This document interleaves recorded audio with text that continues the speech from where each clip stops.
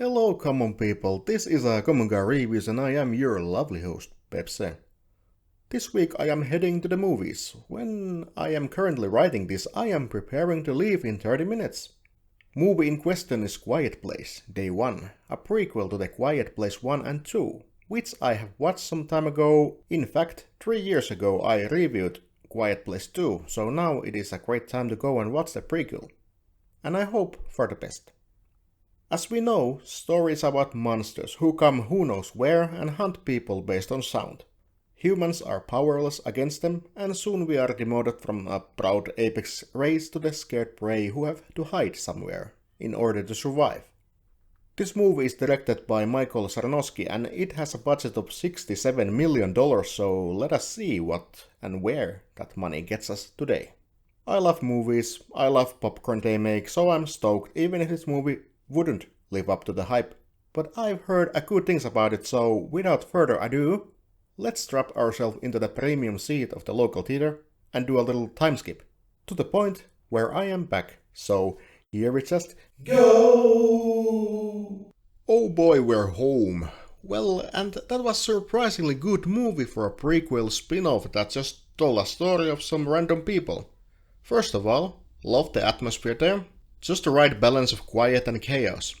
The bright and vibrant city of New York turned into a post-apocalyptic wasteland in a flash, and the menace of those creatures was strong as ever.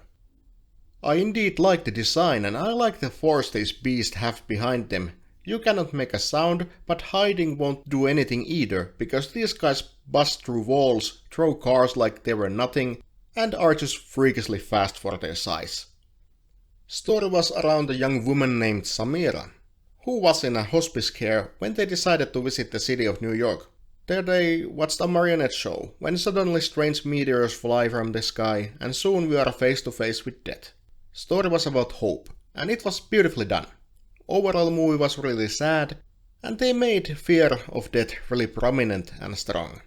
Actors portrayed those feelings really well, and last time I saw so many tears in the screen was when I watched Titanic.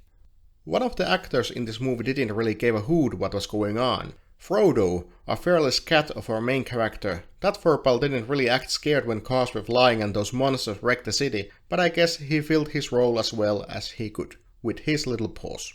I just highly recommend you to watch this. It doesn't really matter if you have watched or are going to watch Quiet Place 1 or 2, because even if it was a standalone movie, it really would be just a really good movie. Sceneries were fine. Sound design was great, balance was okay, some jump scares there and there but nothing crazy. Main focus was on the characters and their story, and those were really well done. This was my review about Quiet Place Day 1, and I am going to push this out on Thursday because waiting for Friday takes a while.